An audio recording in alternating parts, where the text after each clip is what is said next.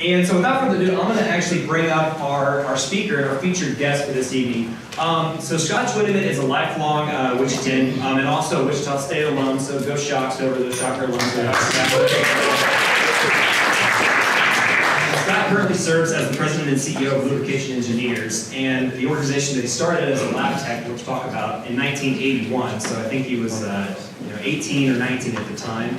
So since then, Scott took over in 2007 as the president and CEO of the organization. And so for those who don't know, that Scott is very, very well known in the lubrication industry worldwide.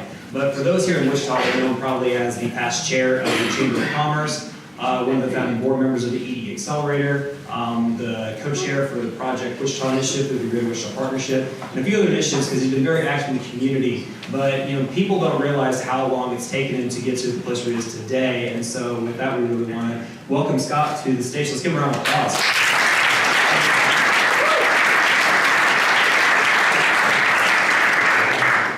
So, Scott, are you nervous? No.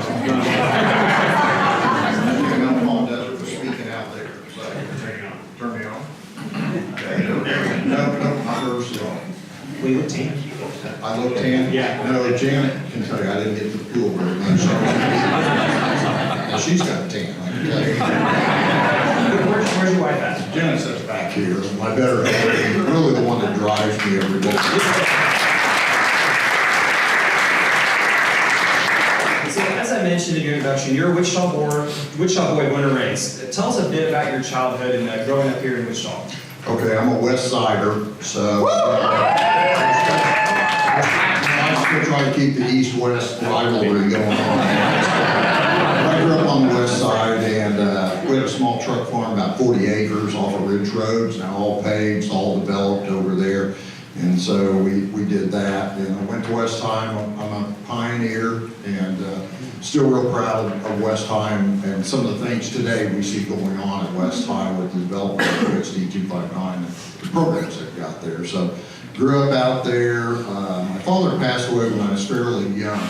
And one of the things I always want people to know is, and we'll talk about as we go through tonight, is mentors and how important mentors are to you. So when I was 12 years old, my dad passed away, and he worked for a gentleman who worked out at Boeing, now Spirit, and he was the vice president of research and development and product development out there. And he kind of took me under his wing and raised me.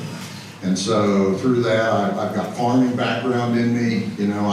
I know how to run that tractor at 1 in the morning, or run the combine at 1 in the morning, or whatever it took, and really installed that work ethic in me.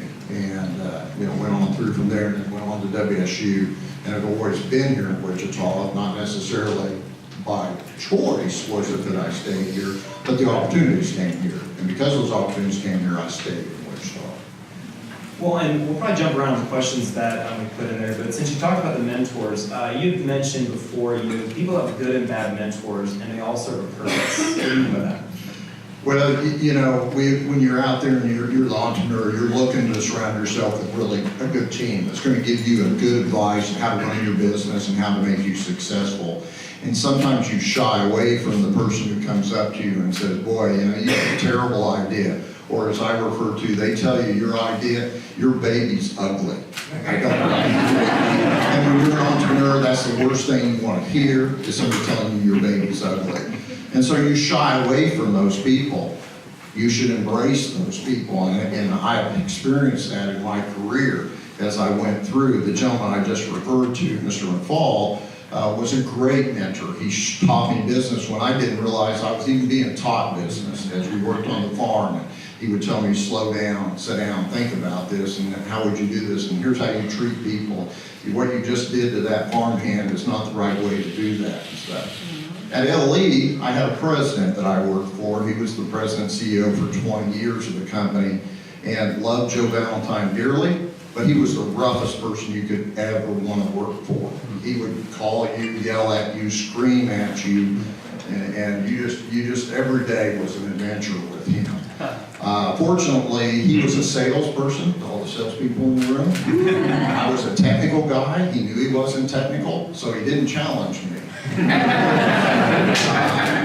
So with that, I learned from him boy, if I ever run this business, that's the last thing I'm going to be doing. And so he taught me a lot. And so I list him as one of the most influential mentors I ever had. And he's since passed away, but in his final years, I would go and visit him after he had retired. And we had a lot of good conversations. And he would tell me things, and he'd go, remember when I did this to you? And I'd be like, yep. He goes, well, I hope you learned that lesson. And at the end of his life, I really felt like he was teaching me. I sure didn't feel like it. When that newspaper would come down, that cigarette was there, and he'd look over that paper after I presented for an hour and say, what about this? And it was the one question I didn't have the answer to. And he'd go, yep, that's what I thought.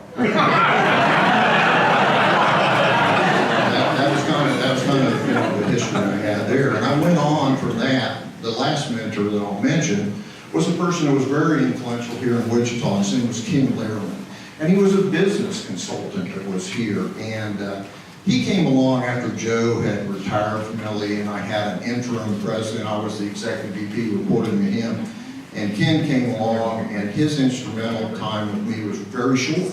So don't ever forget, these mentors, they don't have to be with you 20 years. They can impact you within 6 months. And literally, Ken was around me for just a year. But he was the one who really said, look, you can either let this company run the way it is, and you'll have a good life, and you can just go on, and nobody will ever know anything you did, or you can get a hold of this company and do the right things and make it grow and impact your community and impact the world. And with him in that 1 year, as he counseled me and everything, that really drove me to take the business, as you saw me buy, from a smaller business to the worldwide group that we are today. So speaking about lubrication engineers, many people drive down I-35 and they see these big white drums and they wonder what the heck are those even, what do they even do? So can you share a little bit with this group to enlighten them about what lubrication engineers actually is and what they do? Yeah, those are tanks, not drums.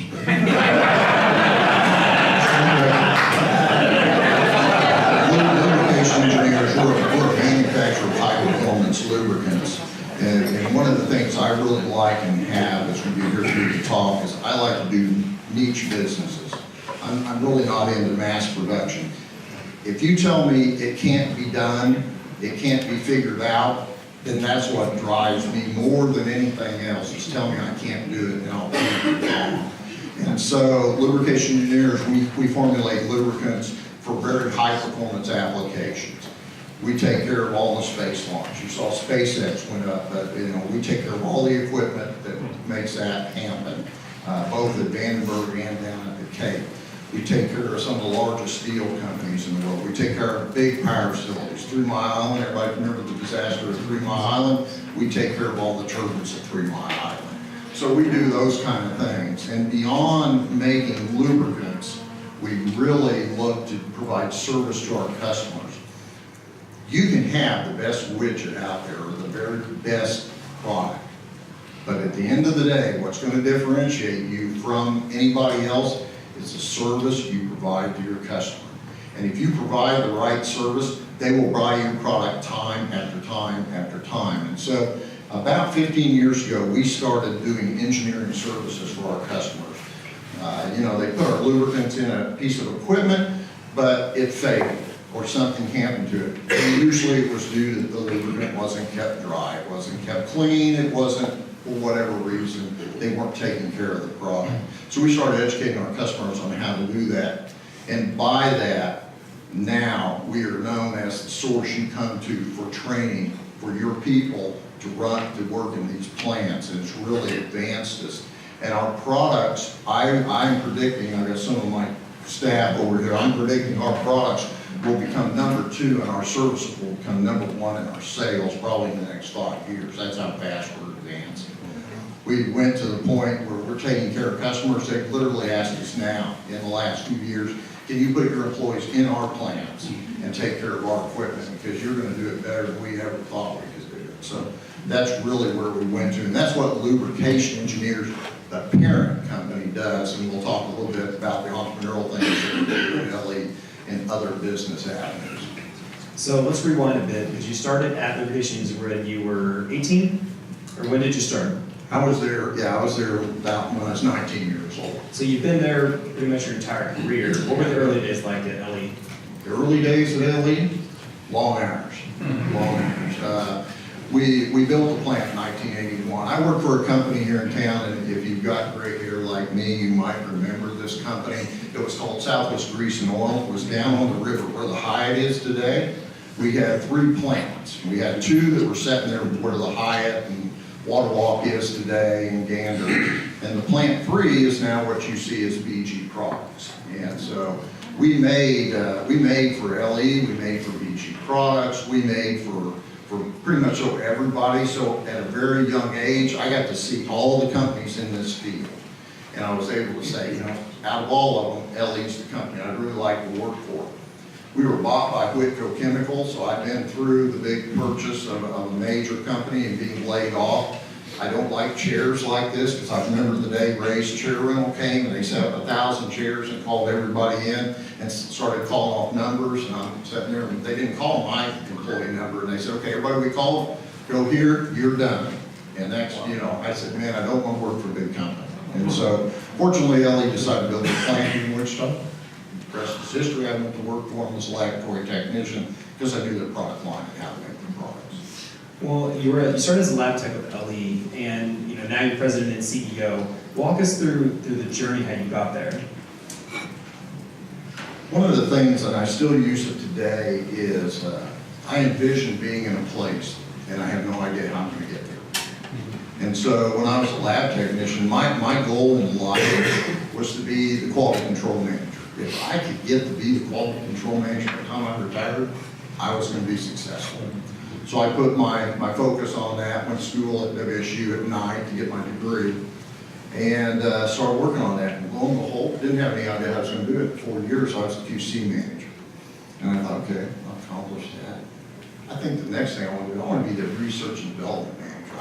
I want to research product development. Put my focus on that. When it mattered about 4 more years, I was not only QC manager, I was R&D manager, developing new products. Got to that, I thought, I think I can run this plant. And that's the way it honestly went. I didn't come into LE saying, you know, I'm going to be the president and CEO. I came in and I always tell entrepreneurs, envision, think about where you want to be at.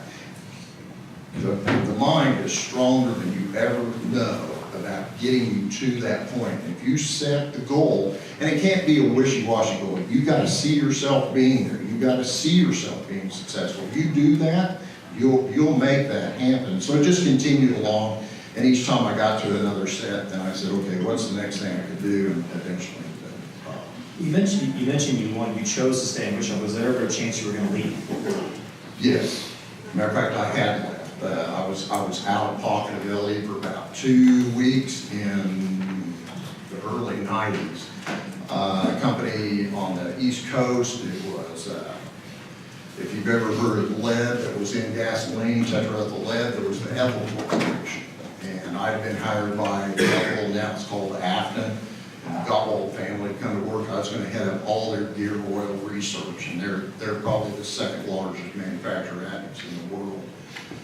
And I was talking to Teddy Gottwald, who was my age at the time. He was the president and CEO of the division, and he wanted me to be there. As a matter of fact, just 2 days ago, I had another conversation with him and stuff as I continued to advise on that business there. He had hired me to come. They bought Amoco Chemicals. They had some golden parachutes they had to do. He asked me to stand down. Joe Valentine caught wind of what had happened, called me to Fort Worth, Texas, where our home offices were, and said, okay, we can't have this, so what's it take, and what do you need to stay here and stuff. So, in a way, but I was gone, and that's kind of my opening. You know, I didn't stay in Wichita because it was about Wichita at that time in my life. I stayed here because the opportunities came. So you mentioned your time at LE, like even now you guys are providing the lubricants for SpaceX and a lot of different ones that are here. How did that happen? How does SpaceX call a company here in Wichita, Kansas? Well, that one there's a division of us, and I referred that we have other divisions of LE, not just LE. One of those is a dry film lubrication, and the gentleman who we worked with, Everett Walden, was from Hutchinson, Kansas, of all things. He had done the work with Von Braun on the early space projects, and he was the lubrication specialist and understood dry film lubrication. And so with that, we've been on everything from the very first launches. We have proprietary dry film lubricants that we manufacture and make. And so that's really what got us into the space side, and they just continue to utilize us for that going forward. We're not on, per se, on the vehicle itself. We're on all the support equipment and everything. The only thing on the vehicle, we're on control surfaces on that.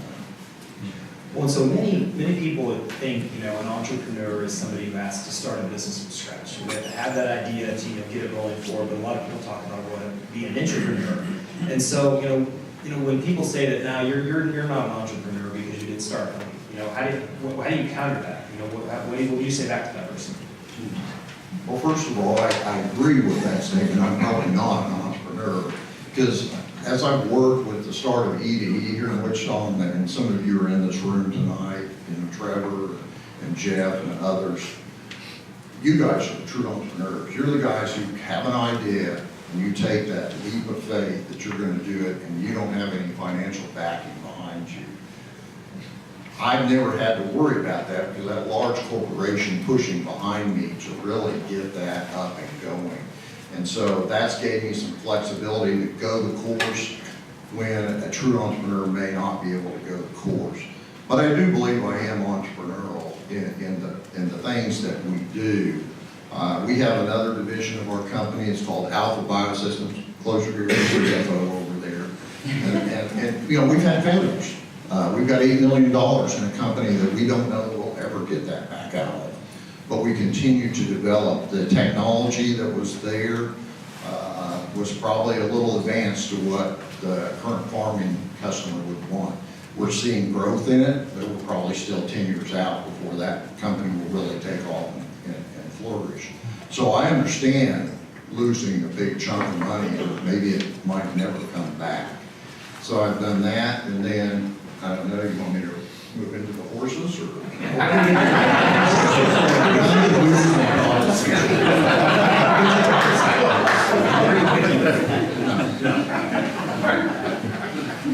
Well, and so, you say you claim you're not an entrepreneur, but you had your hand in starting, companies, plants, several things throughout, the world for that matter. I mean, you are considered the go-to, your organization and yourself are considered the go-to expert in the industry. I mean, that is entrepreneurial. And so, some of the companies like Alpha Biosystems you were talking about, what other organizations have you helped launch or been on, the team for them? Well, you're sitting here tonight in Jeff Lang's Brightwater Bay here, and just a year ago, Jeff came to me and asked me to help him with the Triple Crown. And Rachel's here, and sit on that board to try to do the Triple Crown Real Estate Trust, which includes the work that you're seeing done at Seneca and 235 down at the Kmart location, 47th and Broadway, and also on Seneca Street where Hyperped is there. So I've been honored to work with a great team there. I've learned more from them than I think I've ever helped them, and moving them forward. Trevor Grotz with Buddy Brands, as Trevor's here in the crowd tonight. I'm on his board to help move his business forward and try to help myself and Jeff Turner, and I consider that a great honor to be asked to be on that board of directors there. If you look back, and I look at businesses that I helped get started in Wichita, when Jake came to visit me, I think I'm around 20 businesses that you can put me as one of the people standing right there as they first started those businesses and got them up and running. For that, I'm very proud. I always tell people, and you saw, I think, in the bio of me, that it's not about the money, it's about what you do to help other people. At the end of the day, sitting at the farm on the porch, I just want to hear that somebody's company did really good and I had something to do to get it started. And I wish more CEOs in this city would do those kind of things. Take that time to give that back, because you are obligated to give back if you're successful. And for those that know you, Scott, and also people who are in this room know, I mean, you're a very humble individual. And, I want to give this opportunity for you to brag a little bit on some successes that you've had. So, are there any highlights, that accomplishments that have happened through your several years that you've been with Ali in your career? Oh, there's been a lot of success, and some of my colleagues here can tell you there's been some great failures too.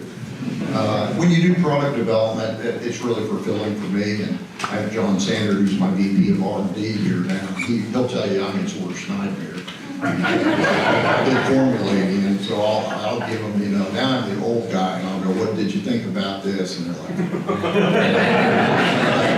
so we develop products that are very, very unique in the marketplace. What I'm currently, that we're working on, and I'm really excited about, is a failure Caterpillar's been having in rear ends of big haul trucks in mine sites. They cannot fix the problem.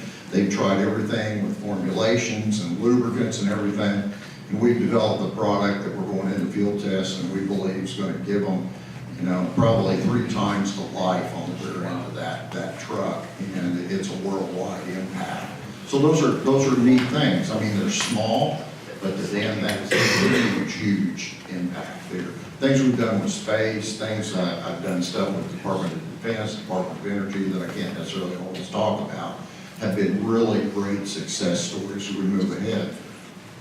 Our final one that we're going to talk a little bit about, we just did a joint venture. Some of you have probably seen it in the news. We've been fairly quiet about it. We brought a Japanese plant here to Wichita up in Mays, Kansas, and we were approached about 5 years ago by them, and they wanted us to manufacture the products. They have all the greases. Every one of you, when you drove here tonight, has their product in your car.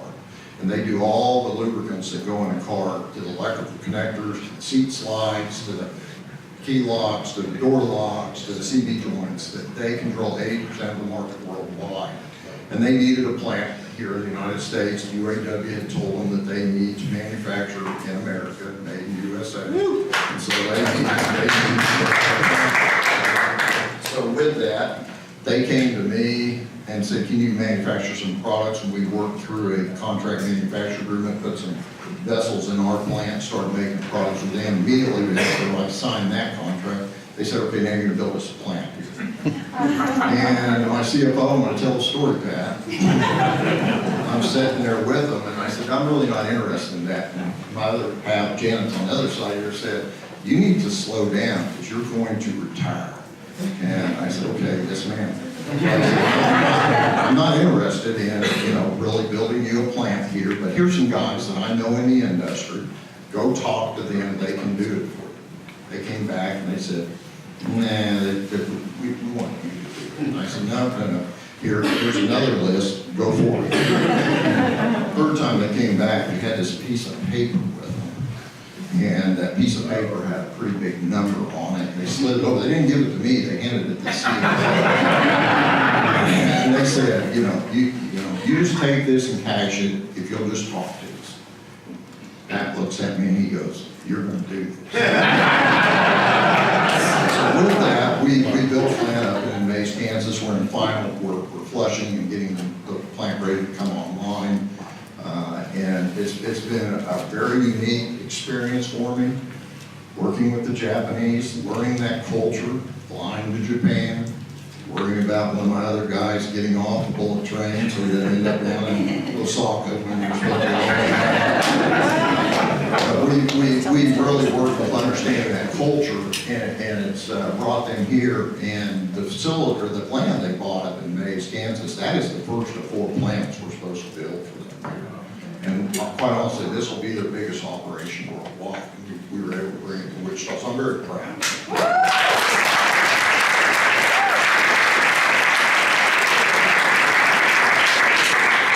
So you mentioned in our conversation that, having a Japanese company come over to the United States, especially in Wichita, is a big development for the community. And so what more can that actually do for Wichita?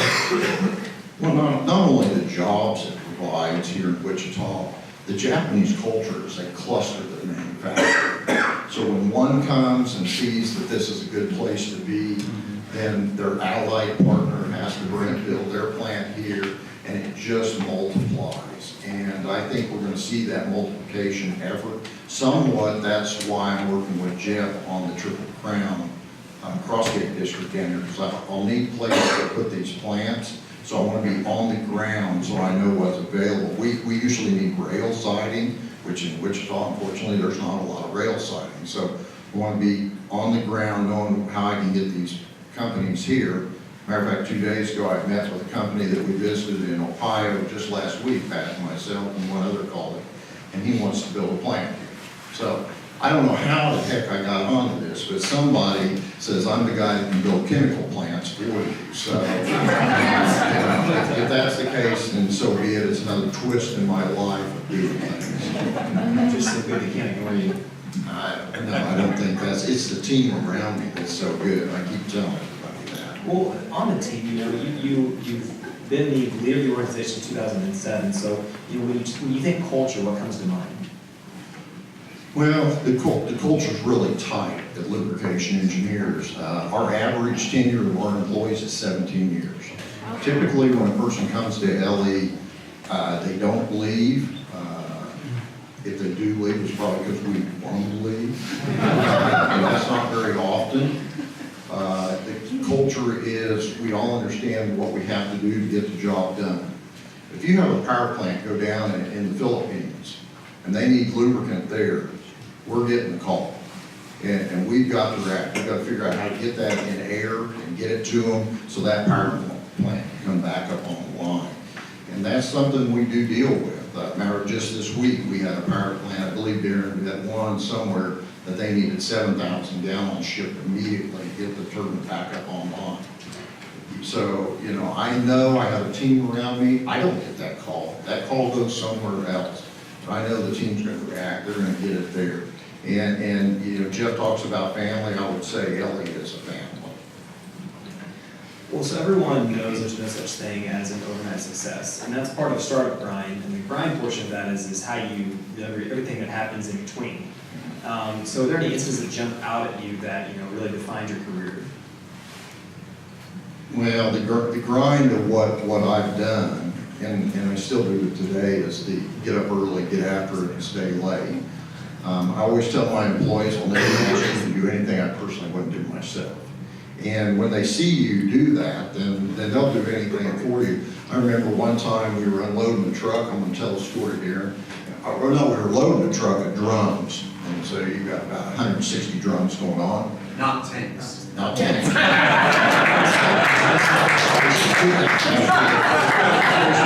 just wanted Jada to learn since he's right across the street.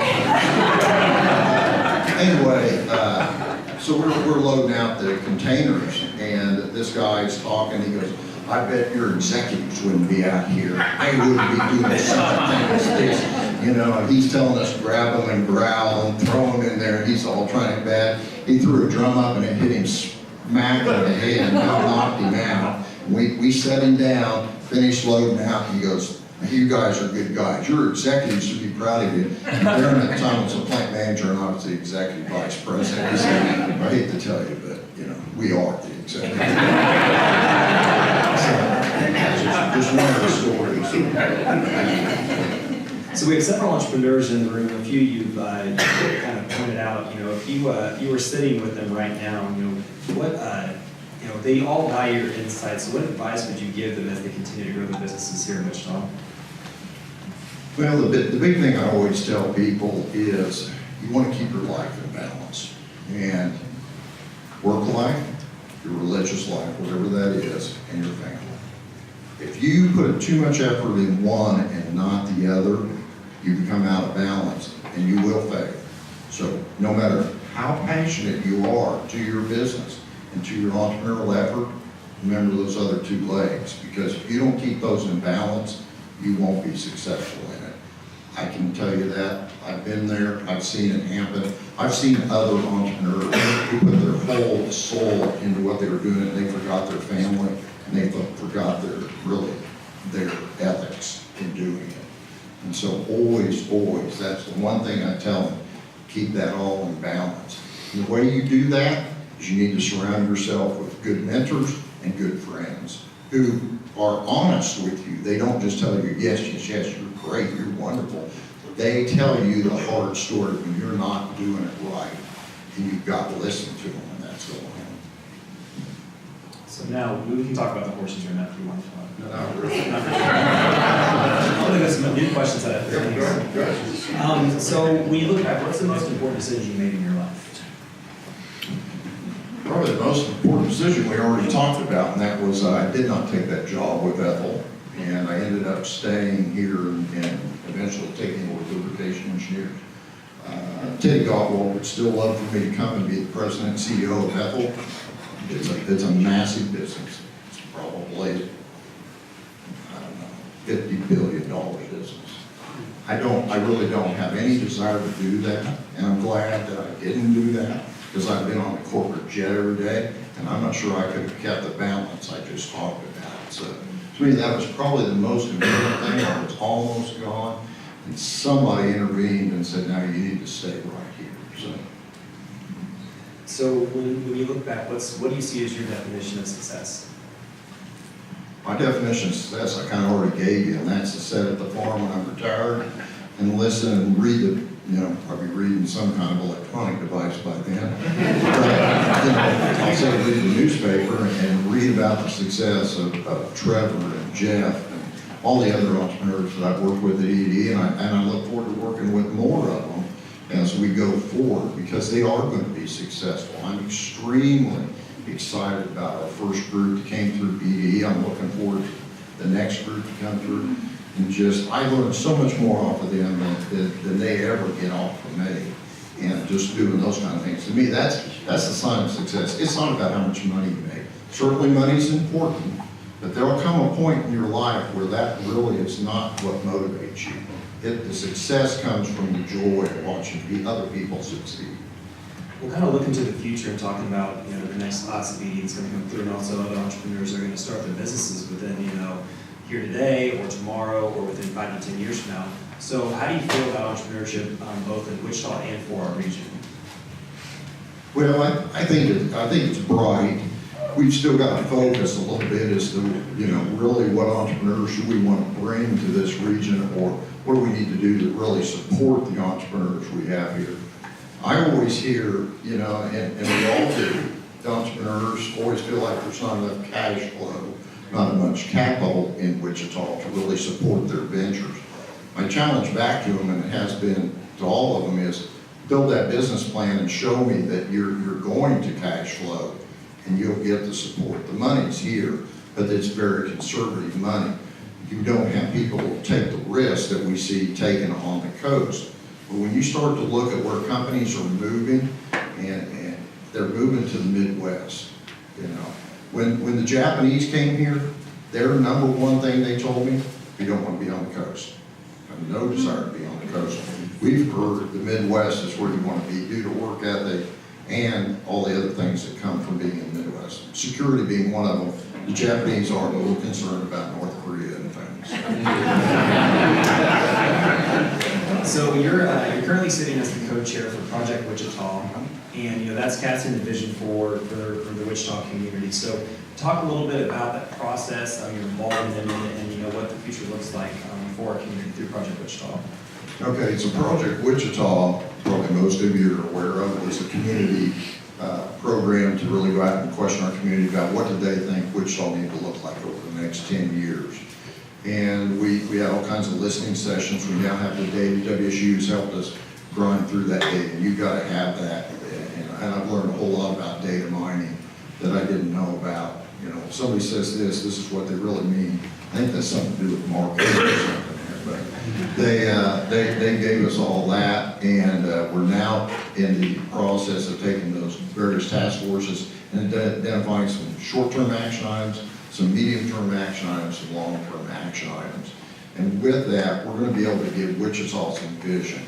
I really think that's what our issue's been for a long time, is Wichita did not have a vision as to where it wanted to go. I was here, I grew up here. My dad was involved in building Century 2, and I will tell you that I'm one of the people who thinks it's time for it to come down and for us to move on. And I remember sitting at the dining room table and Dad talking about the Forum, which was the place before Century 2, and bitching about people who said we could keep the Forum, we could rehab it, we could keep it going, and he wanted Century 2. So, same conversation 50 years later. But we need to move this city ahead with a clear vision, whether that's keep Century 2 or not. That's just one of many conversations that has to happen. And we need to move forward. And I'll go back to the challenge that I continually put out, and that's for the CEOs of this city to get out from behind their desk, quit worrying about that business quite so much, and give us the help we need to move the city forward. Because that's what we've got to have to make this thing happen. And we don't have as much of that as we need to really get where we need to get to. But I think we're coming a long ways.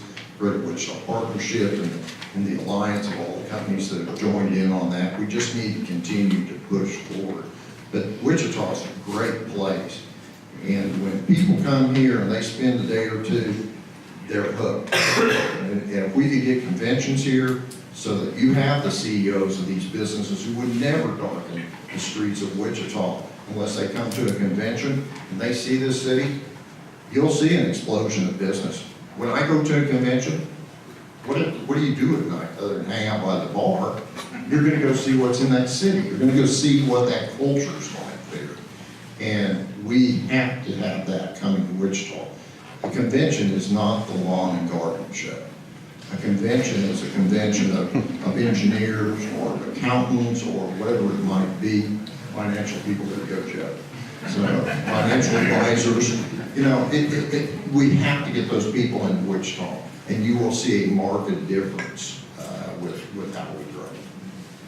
So before we go into some Q&A with the crowd, I want to jump back into your entrepreneur venture that you have with your horses. So how did that begin, and just kind of the backstory on why you raised Bison Horses and we're still doing it to this day? You have to bring it up. Still doing it. Yeah, still doing it.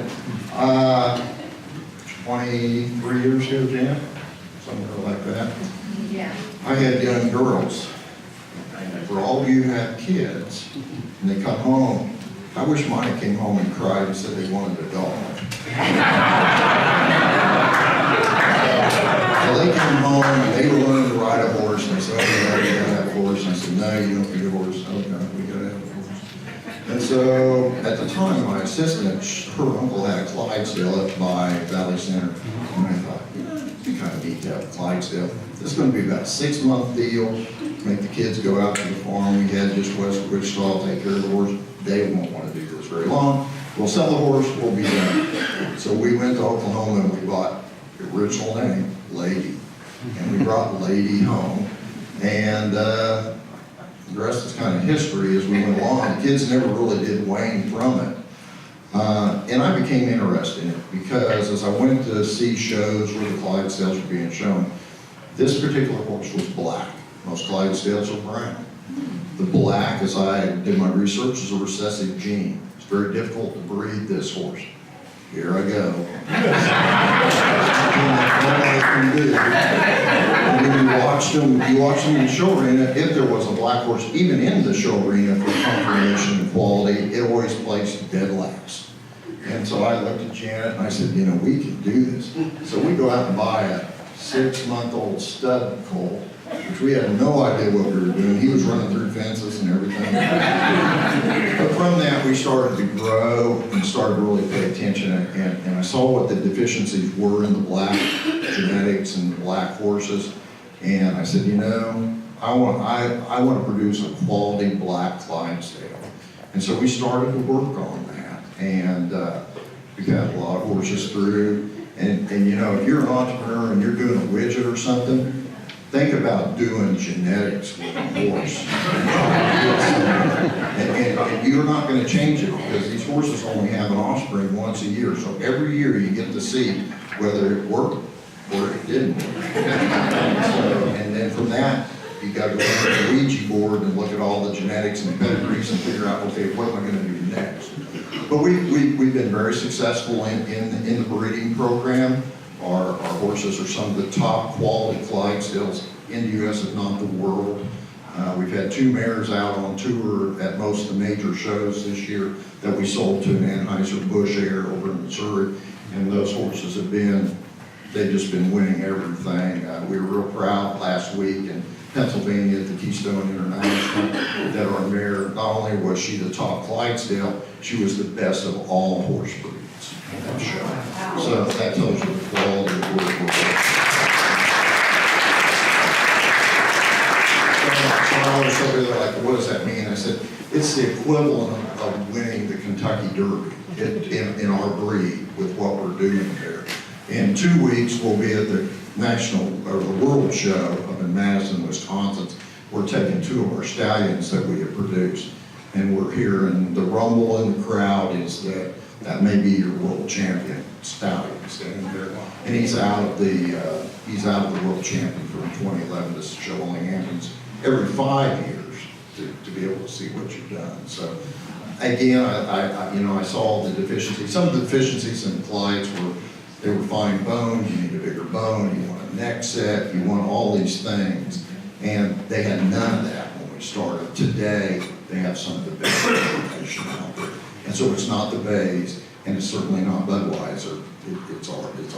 So we're proud of that. I'll brag a little bit. There you go. Let's give Scott a round of applause.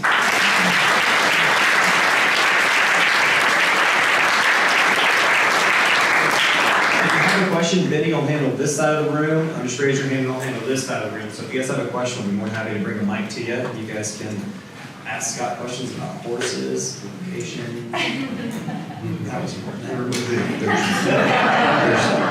Yeah, that's okay. The Japanese term is Kyoto Yushi. When they came, this will fit right with it. When they came, they wanted to call it KY Lubrication.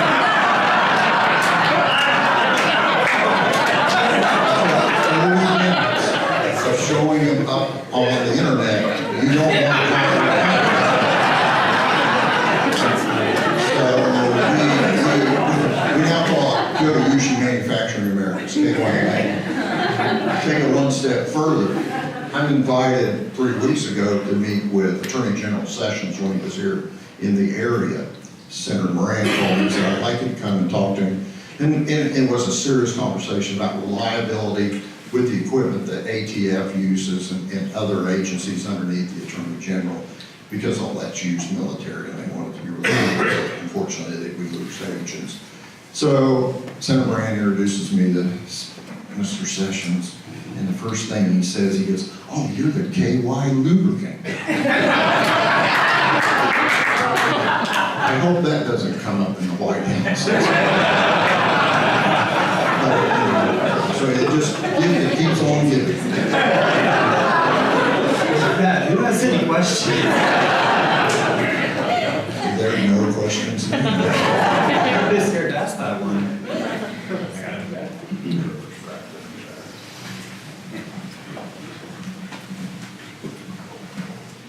If there was one thing that you could ask every business owner in Wichita to do to advance Wichita, what would that be? Well, I think I already kind of mentioned that, and that's to give us one of their executives, give them the time to come out and work with the rest of us to move this city forward.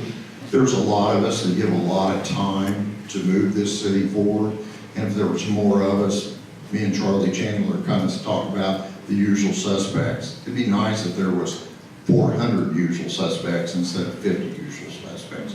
So take that time. My dad always told me that if a community's good to you and you're successful, you have to get back to the community. It's not a if. You have to do that. And it's required of you to do that. And I'd like to tell them, you're required. If you're successful, you're in a position like that, you should get back to the community. And if we have that, I think we could really move mountains in this community. So you said the 3 pillars, the faith, the family, and the business. What I hear in that is you have to keep balancing all those, but what I hear is also that you have to cut something because you can't do all of those things perfectly, and there's got to be other stuff that you cut. So like, what was the most important thing that you didn't do to get that balance?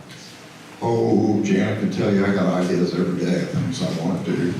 And so, you have to work within those means. You've got so much time to do this and those other 2 pillars and keep that all in balance. So at LE, we could be doing all kinds of things. I've had opportunities come to me and I look at them and go, no, I can do that. That honestly, building the plant was one of those things where I was like, I don't know that I want to commit that kind of time to it because it may pitch me out of balance. And so I had to figure out, and basically what I did, Ted, was I cut other things so that I could bring that back into balance and do that. My staff said, hey, go and build the plant.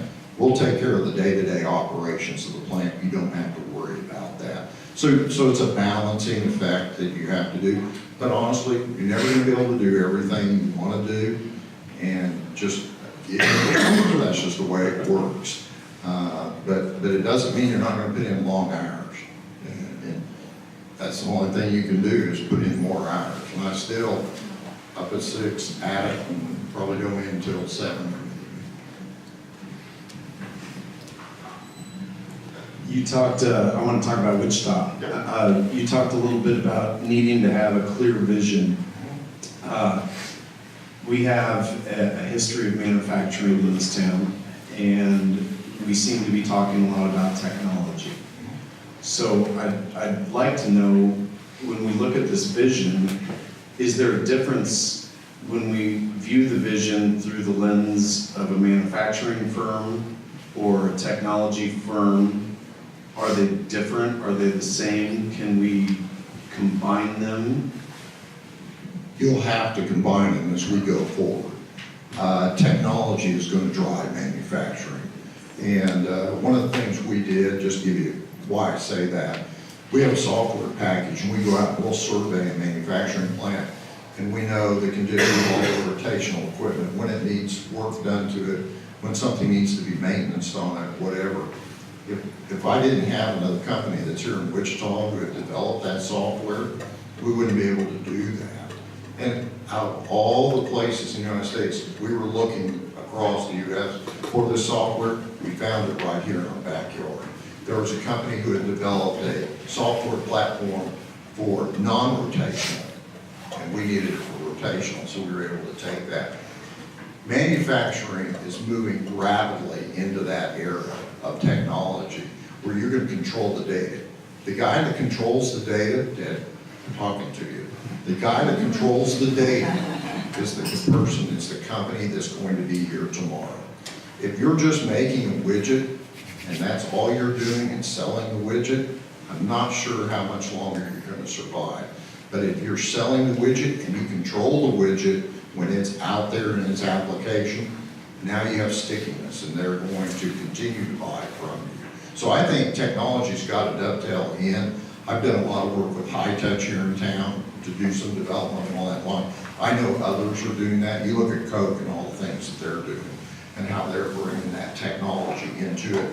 We're moving rapidly that way. And so I think we need to bring these upstart technology companies that are here and bring them up and tune them in with manufacturing here. It's a very unique atmosphere. Hi, I'm a college professor here, and I'm interested in the problem of training young talent. What are some of the biggest needs you see in young people that we can help them attain during the course of their college career? And then retaining those young people here in Wichita, connecting them with the opportunities they need. Okay, I'm 180 from what you hear in this town. I don't have problems finding people, and I don't have problems retaining people. I put that squarely on the back of business, that you have to give those people a reason to want to be here. The amenities of this community are fine. As far as education, we need to stop telling our kids that they need to go get a 4-year degree. And I don't know sure what there are kids that need to go get the 4-year degree, but there's nothing wrong with a technical degree. I don't care if you're an electrician or what you are. And we have a workforce that it is that. They're 2-year degree guys, they're in the plants, and they're making a world of difference out there. And we need to get to those kids sooner. We need to get to them when they're in elementary school and middle school, so they know what they can go and do and make a very good living at it. They don't need to go get a 4-year degree. I'm a classic example of that. I didn't get my degree from WSU until I was in 1994. But I was working, I was heading research and development without an engineering degree at that time. I think that's really what we need to do, and we'll retain those kids here. We work with the University of Auburn. University of Auburn is the only college in the United States that actually has a tribology degree. We were instrumental, you didn't Auburn, our name's outside the engineering building. We were the ones that helped get that set up with ExxonMobil and some other companies there. No other school has ever taken that on. There's 25 kids that graduate there every year, and those kids are immediately snapped up as fast as they come out of there. And it's application-based engineering.